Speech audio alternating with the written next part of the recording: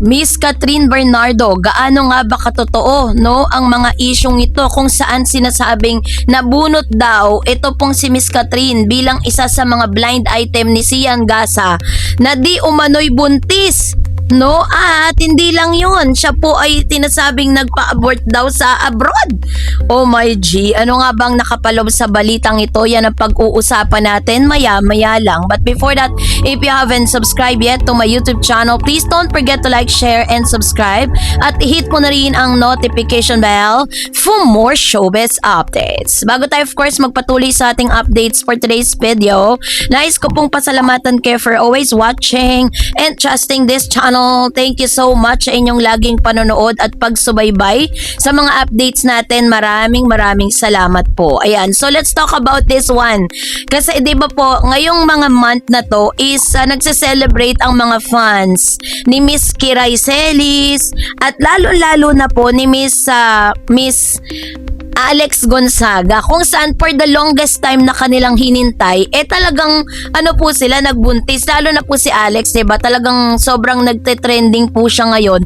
Dahil tila ang dami po mga reactions, ang dami po mga natuwa nung siya po ay nag-announce ng kanyang pagbubuntis. Although, hinasabi po na parang for first trimester niya, nilihim niya muna sa public. And then, nung lumabas na po yung kanyang video, kung saan dineklara niya na po yun, nasa 4th month na po siya ng pagbubuntis. So, dahil po dito, lumabas po ang ilan sa mga spekulation patungkol po dito po sa inilabas ni Sian Gasa. Kasi pagkatapos pong ideklara ni Miss Alex Gonzaga yung kanyang pagbubuntis, nag-post po itong si Christian Albert Gasa, na kilala rin bilang isang marites dito po sa showbiz. Sabi niya, hindi lang si Alex ang buntis na artista, may isa pa, pero hindi na buntis ngayon. Matapos lumipad sa abroad, umexit ng Pinas 9 weeks pregnant. Ang laki na nun ha. 9 weeks is about 3 months. Pagbalik sa naiha, hindi na siya pregnant. Wow, magic. O, diba? Ang galing. So, dahil po dun sa ano na yon, word na magic, ay parang ikinokonek ngayon ng mga netizen si Miss Catherine. Kasi si Miss Catherine Bernardo po, diba, is isa po siya sa mga model po ng Magic Sarap. Tapos, at the same time, si Catherine din po ay napabalitang nung birthday niya, nagpunta po siya ng Bhutan kasama po yung kanyang rumored boyfriend na namataan doon. At sinasabing, pag 9 weeks, so ibig sabihin is 3, 6, 9. So 2.5 months na po 'yon. Kasi sa isang buwan meron tayong 4 na linggo, 'di ba? So kung ano po 1, 4, 8, so 2 months and 1 week, parang ganun. So ngayon sinasabi po nitong si Mr. Sian Gasa na lumipad daw itong actress na ito, pumunta sa ibang bansa at pagbalik ay hindi na po siya buntis. Wow, magic. Ayun. So dahil doon, bunot po itong si nabunot po itong si Catherine. Sabi po ng mga caption, Catherine bunot sa blind item ni Gasa.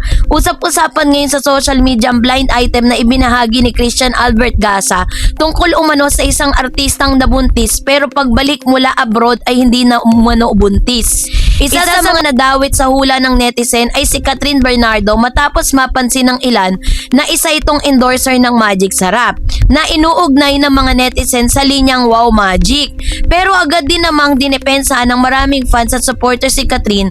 Ayon sa kanila, imposible umano siyang tinutukoy dahil aktibo pa rin ito sa iba't ibang mall shows, public appearances at endorsement events nitong mga nakaraang linggo. Marami rin na nagsasabing wala namang matibay na ebidensya ang blind item at puro haka-haka lamang ito ng netizen online.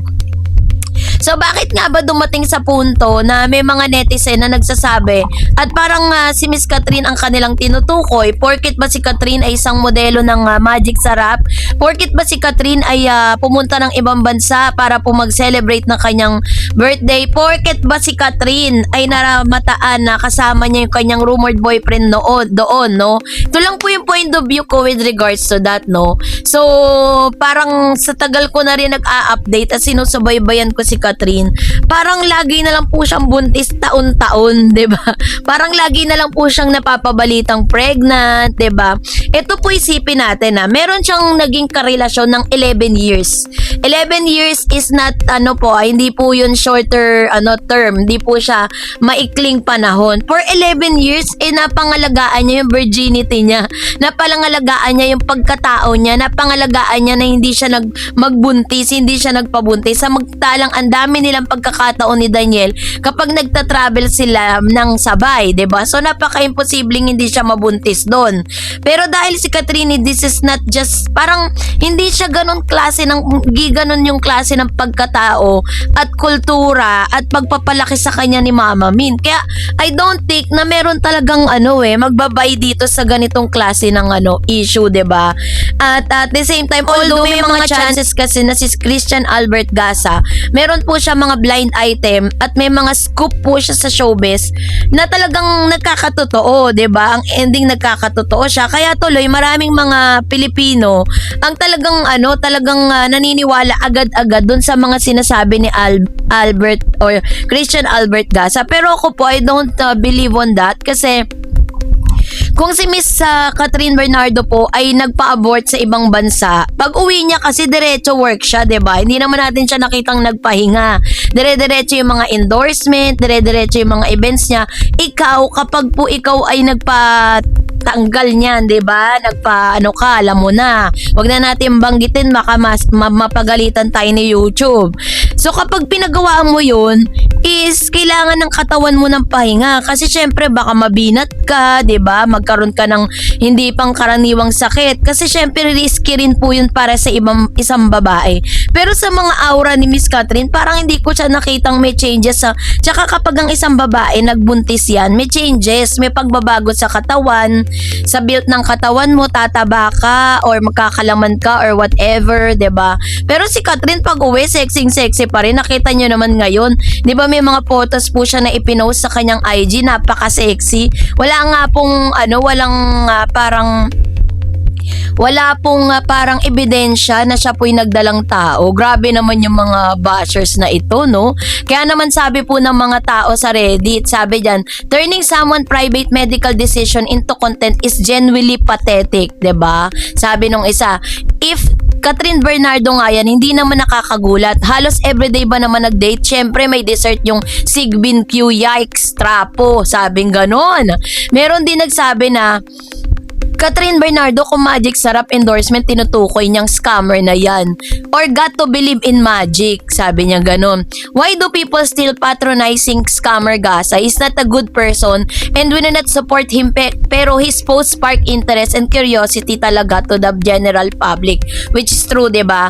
And then sabi po, my point, sorry, just a pet peeve when scammy people get airtime that they crave. Tapos telok, kasi ang mga tao dito sa credit, giving platform and clout as sa scammer.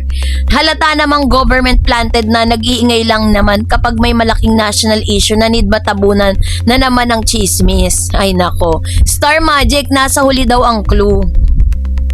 So, parang sinasabi dito, the wow magic lines refers to the iconic Catatrix Chichay or Catherine Bernardo and Joaquin Daniel Padilla from the hit 2013 Kapamilya teleserye Got to Believe. It is tied to the show theme song which is cover for the hit Got to Believe in Magic. Oh my G, sinasabi niya dito na yung clue daw ay nasa sinasabi netong si Gasa. So, dito naman, pag puchinek natin, sabi ni Letus, Magic Sarap recent endorsers based on Google search, Catherine Bernardo, Kim Chu at AC Martinez. So sabi ng isa, definitely not Kim Chu. Oo, galing abroad recently pero dahil may series of show naman sila ni Paolo sa US and Canada. Kaya imposible, saka kung mabuntis yan at her age, matutuwa pa yan. Which true.